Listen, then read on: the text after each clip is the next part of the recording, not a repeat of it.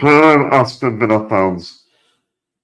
Good evening and welcome to the Villa Forever podcast. This is the AVFC weekly recap. If you're new to this channel, please subscribe and give this video the thumbs up as well. Well, it has been a fairly busy week for Aston Villa with announcements, transfer news, and lots of goals in pre-season to feast on. I can't believe pre-season actually here. So we had a great start against Warsaw, 3-0 against our friendly neighbours, and 3-0 against Sparta today there as well. So it's not long to the real football officially starts. And I can't wait for the Premier League season to start. I'm counting down the days for it. I'm so excited. Well, before I get into the talking points, there's some good news for Aston Villa. They've signed Amadou Onana from Everton. I think the fee is believed to be around 50 million. And Onana is a great defensive midfielder. I was very impressed with him for Everton last season. He's played for Belgium in the Euros as well. I was looking at his stats last season. The Premier League had the most tackles as well. And what I like about Amadou Onana as well, he's great at interceptions as well. Puts in some good tackles. He's good at putting out the fire out as well. So it's another great midfield to have around our squad. I think the deal is going to be completed today, which is a fantastic signing. So that should be announced in the next few hours, I think. But before I get into the big talking points, I want to talk about pre-season first. On Saturday, we won by 3-0 again. I think it's our favourite scoreline at the moment. It's the second time in pre-season this has happened. And the goals that won us the game was courtesy of Leon Bailey, Rogers and Cameron Archer. I really enjoyed watching all of the goals. But Leon Bailey, you can see he's ready to go again for the season. And you know what he was going to do? He was going to cut inside to his right foot, and it was a beautiful finish. And also, you got Morgan Rogers scoring again. And I'll just think, Spartak today, though, they're an easy opposition to play against, really. I mean, those lovely finishes, those goals were as well. Over and over again, you can watch them over and over again. And we was in full control against Spartak today, though. It was a convincing win in Slovakia. Morgan Rogers was fantastic again. He's been on top form since the start of pre-season. He's going to light up the Premier League in the new season. And Rogers was constantly driving forward with his speed and pace. And when he has got that ball, you know what he's going to do with it. And I think he's good at using the through ball as well to find his teammates seeking them out, outside, inside the box. And he has done that a lot all through pre-season. He's a handful for defenders. He's very confident as well. But I think Rogers is really going to show the Premier League this season what he's all about. And last season, it's great work from Emery and Monchi for scouting Rodgers. Because he had true potential last season. But now he's shown what he can do now. Especially the full season. And I think Rodgers is going to be the one to watch. And as I was out on Saturday, I didn't see much of the Sparta DIABY game. But I did watch the highlights. But from what I could see, once again, it was a good run out for the youngsters. And players, it gives them more minutes as well. Especially for the ones who haven't played many minutes. But I've been really enjoying watching Kosta Nedeljkovic. He looks like a promising young footballer. And he has a lot of talent as well.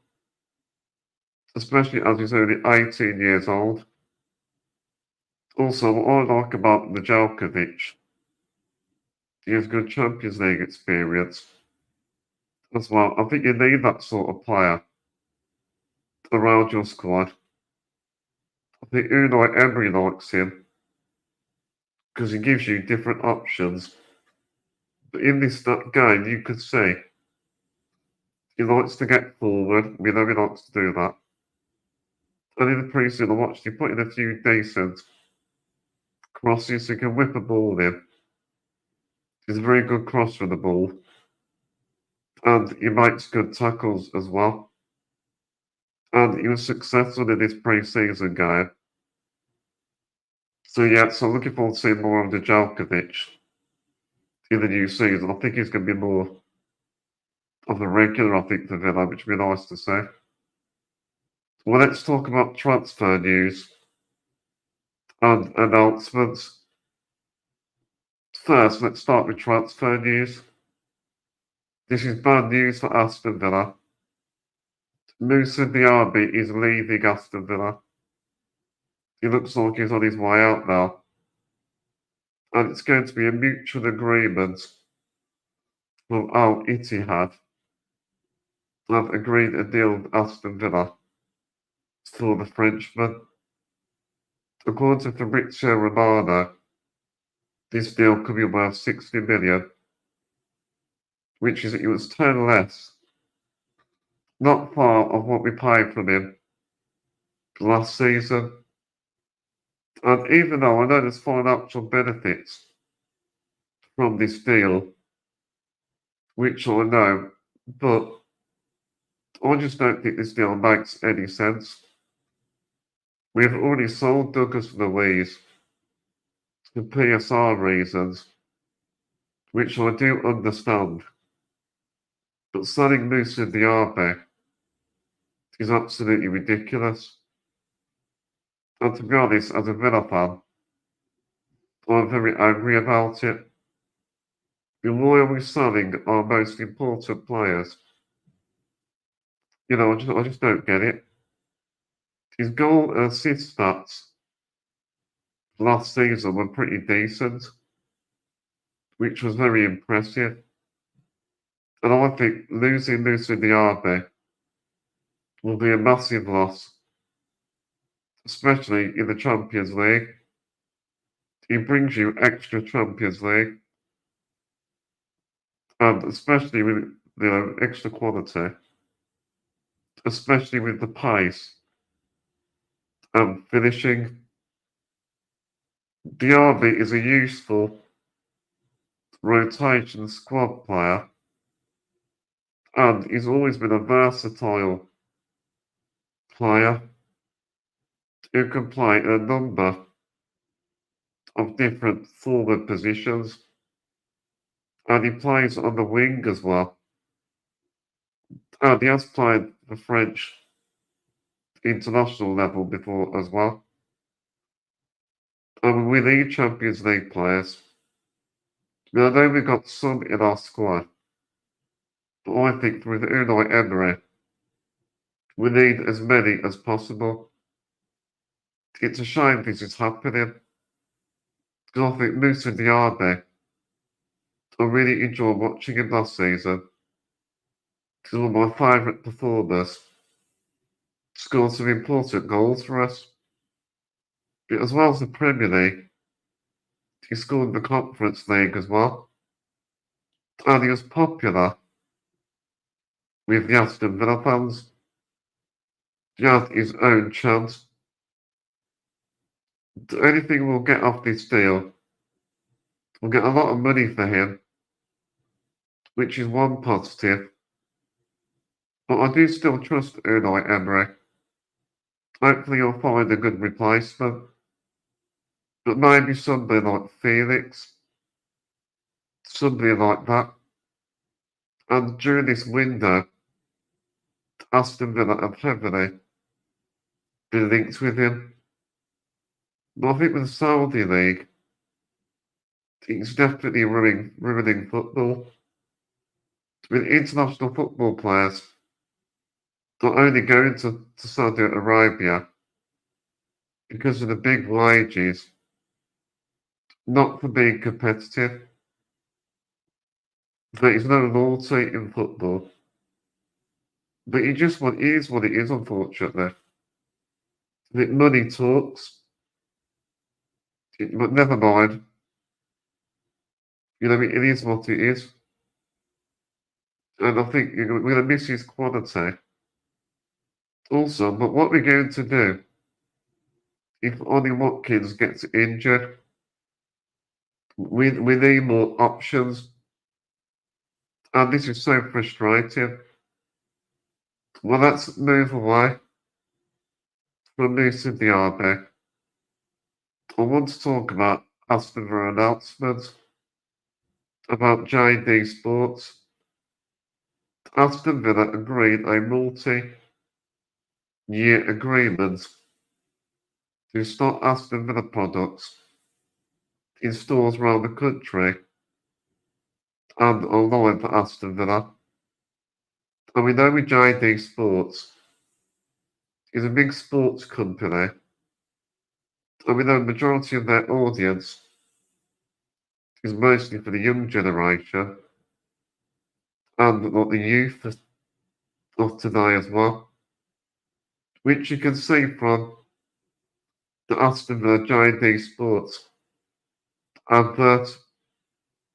And I think, in my opinion, this is a genius move from Chris Heck.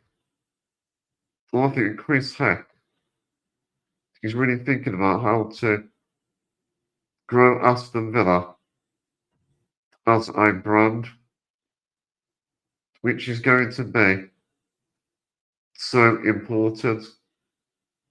Also, with the new Adidas deal, this is another way to bring extra revenue into the football club. Also, it's very likely we'll be using JD Sports bags when you purchase Aston Villa products in store, which you'll be able to see soon. And I think this deal is absolutely massive. Before I finish, I want to quickly mention something. Welcome back, Jayden Philogene. It's great to have you back at Villa Park. Jayden Philogene had a very successful spell with Hull City last season, and Philogene really impressed in pre-season for Aston Villa last time. I was so glad he's back. This signing is a very brave move from the football club, so I'm absolutely over the moon about it. So let me know your thoughts, Villa fans, in the comment section, and let me know what you think. Okay, that is all that is left for this week's weekly recap. Next Monday, I'll be doing an Aston Villa shirt reaction give you more review and thoughts about the new show. That'll be out next week. But also Thursday, I'm doing a pre-season podcast before the Columbus Crew game. That one will be live on Thursday at 7 p.m. So make sure not to miss out on that one. Thank you everyone for watching. Remember to subscribe and up the Villa.